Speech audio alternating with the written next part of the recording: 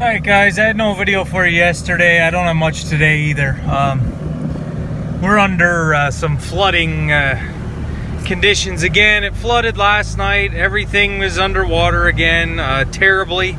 I don't think we got as much rain as we got last time, but it came faster, and everything is just underwater and soaking wet again. Just torrential rains again. I don't know, I didn't see how much rain fell, but it was pretty significant. So it's just looks like there's more to come. So we're at 44 inches of rain for the year so far. So just not getting anything done, and not really any ambition to do anything because it's still humid as can be. It's like 100% humidity, so I don't know.